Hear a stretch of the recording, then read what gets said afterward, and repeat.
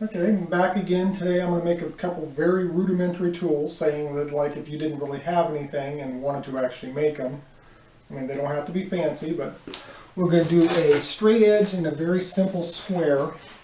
I mean I try to look at how things might have developed, but I mean they will work. The wood doesn't matter because you can replace it. And start with say that one.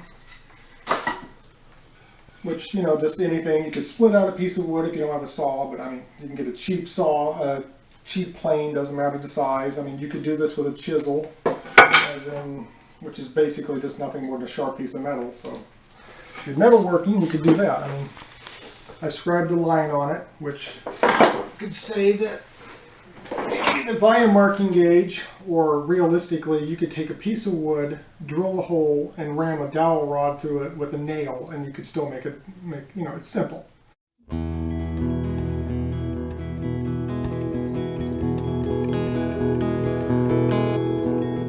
Very simplistic. Also having a marking knife, which is simply a sharp piece of steel, or a pocket knife, or you could use the chisel, whatever. It's just. Or if you like pencils or pens, but I like to have a nice crisp line in the wood. And don't throw your stuff all over like I do. Especially if it's sharp. Yeah, especially if it's sharp. Let's say like if you got your line on there and if you just had nothing but a chisel, like I said, which is nothing more than a sharp blade. Well, you could use a plain blade and do the same thing, but you could just work to your line. If it's giving you an idea. This is not very sharp, but you could just work on shaving it down until it hit the line. Just giving a basic idea. I'm not doing this trying to be perfect. Just, you could just work it down to wherever the line was. Or get it close. And the nice trick like that is you don't have anything else. These concrete blocks work great with some sand or rock, which they would have used too. And you can just smooth things out to where they're flat. Or find any flat surface, a piece of sandpaper, just whatever. Just grab that one. Just a simple plane. And you don't need a long plane, fancy planes, and 50 million planes. I like the Chinese ones because the way I work, I can just get behind it.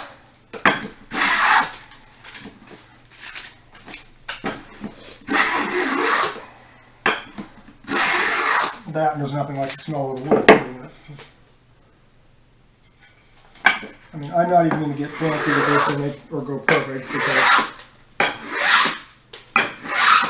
you could make that out of anything or any thickness, and I'm not even going to worry about the other side either. But straight edge is basically just a nice flat edge. So say if you were planing, chiseling, adzing, which we'll get into in a minute, whatever, you can always just check your surface and make sure it's flat, which to me is a very important tool. Just simple, because you don't have all the fancy, even with the plane, it makes mistakes.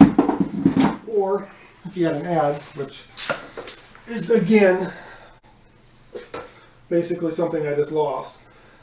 It's basically a piece of metal. I mean, you could take the crook of a tree where it's angled, you could lash a plane blade on it and make an adze, or any sharp metal. But I mean, you could start like that, and this does take a lot of practice. But trust me, you only hit yourself once. That's all I've done is once. You don't do it again. Just to rough it out, and go back to the plane or chisel, whatever. But this one's not very sharp because I don't keep it super sharp because of the weight. Then you could actually, with it really sharp, you could actually turn around and do the same thing as a chisel or a plane, and get the idea. You could basically come up with a very rudimentary tool with a flat edge to be able to check your edges. I mean, it doesn't really matter. Okay. And back to what I was going to do with a very simple square. I'm going to be fancy here. I just want to get to straight out. And I swear today,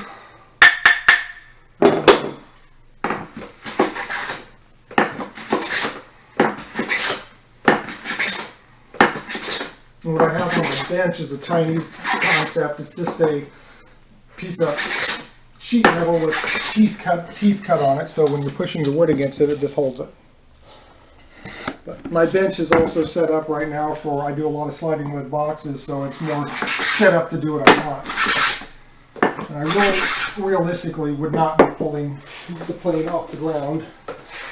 Here's another thing I learned from a Chinese master is a piece of rope. If you put your foot through it, against that, it's like having a third hand. Because you're actually going to keep the plane on the wood much faster.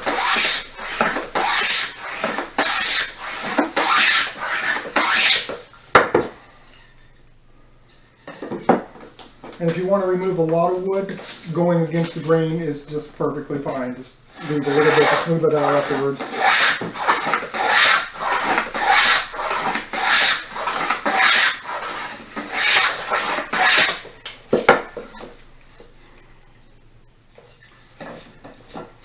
I'm not even going to go perfect on this either, but I mean, because you get the idea.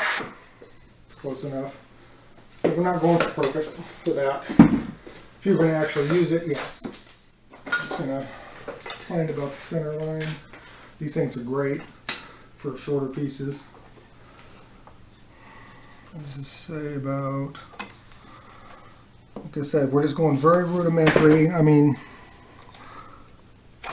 realistically, if you wanted a really good one, you'd want to take a little more care in it, but.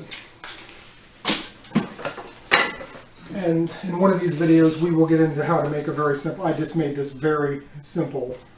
And the blade's a piece of bandsaw blade held in with nails and then tensioned. It's very simple.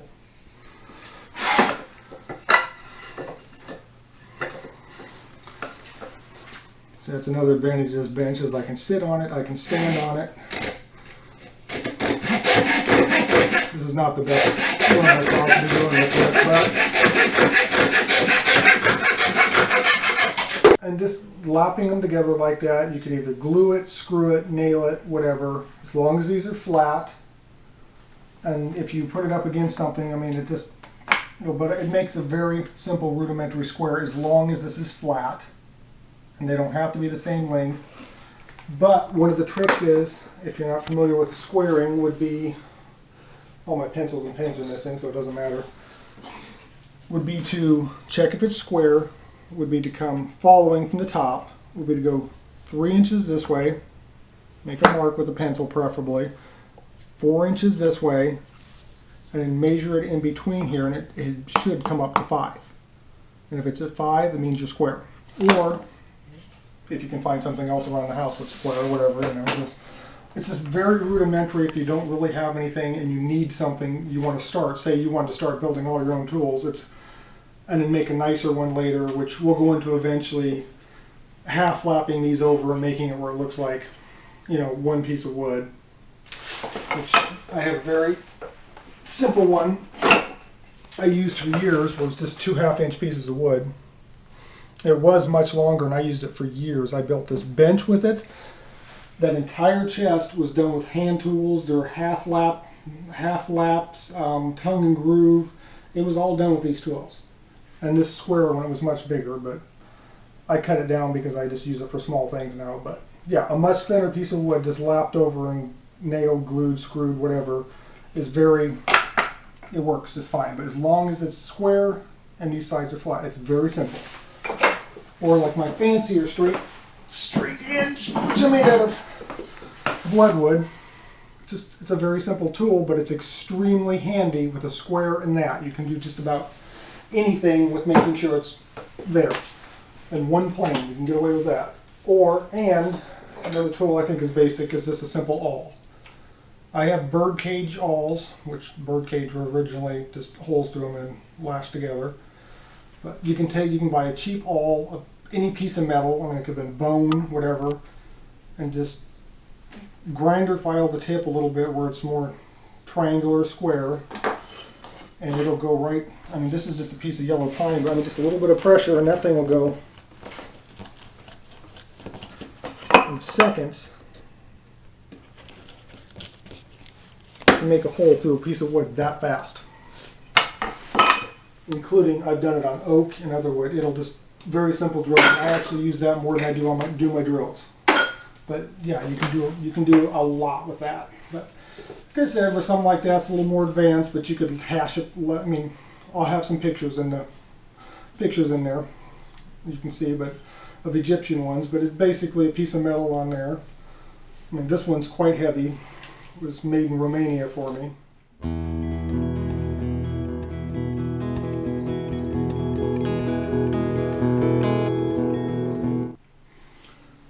But yeah, you don't want to hit yourself with it.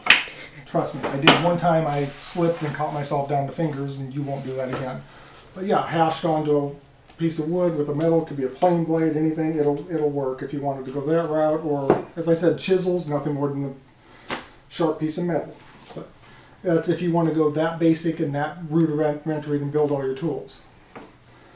But next time we're going to talk about maybe more about planes. I said eventually we'll get into making a very basic saw if you want to go that way, or just go to the, you know. There's a lot of little things.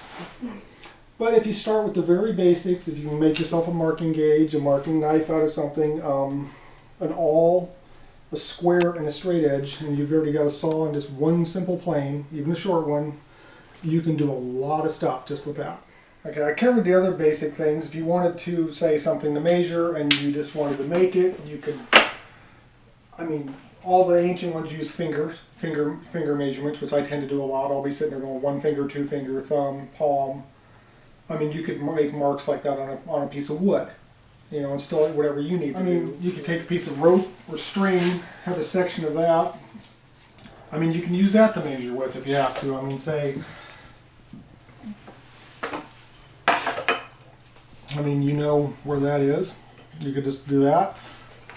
You know that's a length of that, and you could, you know, or make marks on it. Or I have seen somewhere in the Middle Ages, which is a long period of time, but with knotted ropes, marks on ropes. I mean, you can get very simple if you wanted to. The same thing with that 3, 4, 5 method of squaring, that it was done for thousands of years with knotted ropes around posts, which I've honestly done that myself outside to set up my garden fence and my clothesline, and it works quite well. But, okay, I mean, I think we covered some basic stuff. I mean, with those basic things, you could do a lot of work and get, you know, but like I said, it takes practice, thousands of times, and then it becomes so easy. But then you can get more complex.